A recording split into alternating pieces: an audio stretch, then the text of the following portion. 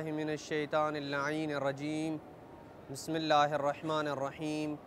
व सल्लल्लाहु अला मुहम्मदिन व आलि बैतिहि अत्तय्यिबीन अत्ताहिरीन अल-मासूमीन। बारगाह हज़रत अमीरुल मोमिनीन सलवातुल्लाहि व सलामुहु अलैहि से अपने मोमिनीन की खिदमत में मसाइल निकाह के ज़िमन में सिलसिला गुफ्तगू मसनूई तरीक़े तौलीद के ऊपर पहुँचा था कि मसनूई तरीक़े तौलीद जो है, जैसे टेस्ट ट्यूब है या इससे मिलते जुलते जो जदीद तरीक़े हैं और वसाइल हैं, उनके ज़रिए अफ़ज़ाइश नस्ल को कायम करना ये जायज़ है या जायज़ नहीं है। जवाब यह है कि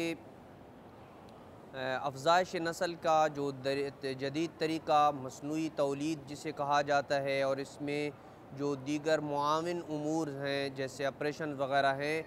इनके हुक्म पे दो तरह से और दो जिहाद से बहस करना ज़रूरी है। सबसे पहले ख़ुद जो तिब्बी अमल है और मेडिकल का जो अमल है ऑपरेशन वग़ैरह, उसका क्या हुक्म है, और जैसे मुख्तलिफ़ आलात के ज़रिए शौहर के मादे मनविया के उसकी ज़ौजा के रहम में रखने का हुक्म है, और ज़ौजा के जो मादे तौलीद एग्ज़ जिसे कहा जाता है, उसके किसी गैर मर्द के मादे मनविया से मिलाप के बाद उस ख़ातून के रहम में रखने, या शौहर के मादे मनविया के किसी गैर औरत के मादे मनविया से मिलाप के बाद उस शख्स की बीवी के रहम में रखने का हुक्म जो है, ये मेडिकल का ख़ुद अमल कहलाता है, जिसे ऑपरेशन वग़ैरह के ज़रिए किया जाता है, या जदीद जो इस अमल के लिए जो उमूर जो है बुरूए कार लाए जाते हैं, इनके हुक्म को जाना जाएगा। दूसरा, इससे जो तिब्बी अमल है, मेडिकल का जो अमल है ऑपरेशन वग़ैरह, कुछ उमूर इसके लवाज़िमात और इसके मुक़द्दमात शुमार होते हैं, यानी रहम से मादे तौलीद को लेने, रखने या बैज़ादानी की पेवंदकारी के लिए मर्द या ख़ातून डॉक्टर के सामने शर्मगाह का ज़ाहिर करना, चाहे मर्द डॉक्टर के सामने शर्मगाह का ज़ाहिर करना हो या ख़ातून डॉक्टर के सामने शर्मगाह का ज़ाहिर करना हो। इसी तरीके से मनी के हुसूल और उसकी ज़ौजा के रहम में रखने के लिए मर्द के इस्तिमना करने का हुक्म है, या किसी ख़ातून की बैज़ादानी को काट कर दूसरी ख़ातून के रहम में रखने के मुताल्लिक़ जो अहकाम हैं। लिहाजा ये दो तरह की जिहत हैं, एक ख़ुद मेडिकल के अमल के जो लवाज़िमात हैं, और एक ख़ुद मेडिकल का ऑपरेशन वग़ैरह का जो अमल है जिसके ज़रिए मसनूई तौलीद को बुरूए कार लाया जाता है। हम आने वाली गुफ्तगू में पहली जिहत के अहकाम को बयान करेंगे, जबकि दूसरी जो जिहत है उसके मुताल्लिक़ भी अहकाम इन्हीं के साथ वाज़े हो जाएंगे, और वो अहकाम ये हैं। सबसे पहले इस चीज़ को जान लेना ज़रूरी है कि मर्द व ज़न पे अपने शरीके हयात के अलावा, यानी मर्द और औरत के सामने शर्मगाह को ज़ाहिर करना हराम है। मर्द का और औरत का एक दूसरे का जो किसी भी और मर्द या औरत के सामने अपनी शर्मगाह को ज़ाहिर करना जायज़ नहीं है, सिवाय मियाँ बीवी के। लेकिन इंतहाई ज़रूरत या ऐसे ही किसी मकाम पे ये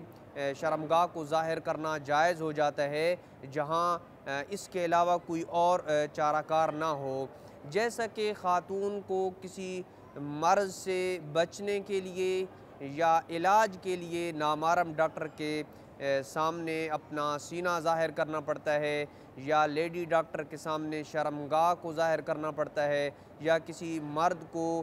डॉक्टर के सामने शर्मगाह ज़ाहिर करना पड़े, तो इस किस्म के जो उमूर जो हालत इज़्तिरार में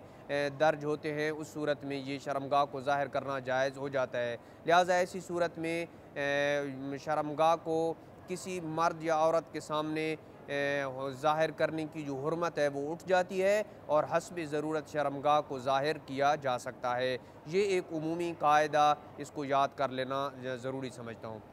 दूसरी ये है कि इस्तिमना, यानी ज़ौजा के साथ मुबाशरत या दीगर इस्तिमताआत के अलावा किसी तरीके से मनी निकालना, मुश्तज़नी भी जिसे कहा जाता है, ये हराम अमल है। लेकिन आलम मर्ज़ की हालत में ज़रूरत के तहत ये अमल जायज़ हो जाता है। जैसा कि मर्द अगर किसी ऐसे मर्ज़ में मुब्तला हो जिसका इलाज इंतहाई ज़रूरी हो और लेबॉर्ट्री में उसके मादे मनविया के टेस्ट पर मौकूफ़ हो और लेबॉर्ट्री के मतलूबा औसाफ और ख़साइस के मुताबिक, यानी लेबॉर्ट्री जिन औसाफ का मुतालबा कर रही है उन मतलूबा औसाफ और ख़साइस के मुताबिक उसे निकालना इस्तिमना के अलावा किसी और शरई तरीके से मुमकिन ना हो, तो इस हालत इज़्तिरार में इस्तिमना करना भी जायज़ हो जाएगा। ये दूसरा अम्र है। तीसरा अम्र यह है कि उमूमन मियाँ बीवी के लिए आदी हालात में अफ़ज़ाइश नस्ल इस कदर ज़रूरी नहीं होती है, यानी चूँकि अफ़ज़ाइश नस्ल करना वाजिब नहीं है, लिहाजा जिससे ये सारे उमूर सारे हराम काम जायज़ हो जाएँ। चूँकि ख़ुद ये अफ़ज़ाइश नस्ल का काम जो है वो वाजिब नहीं है, लिहाजा ये उमूर जो है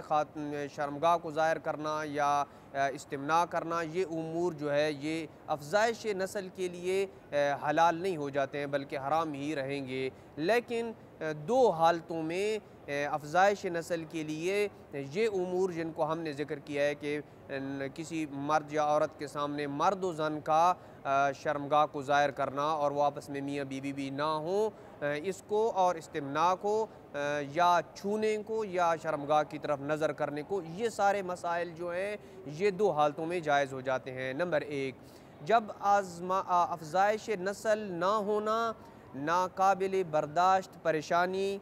इज़्तिराब और ज़हनी तनाव का सबब हो कि बाज़ औक़ात दोनों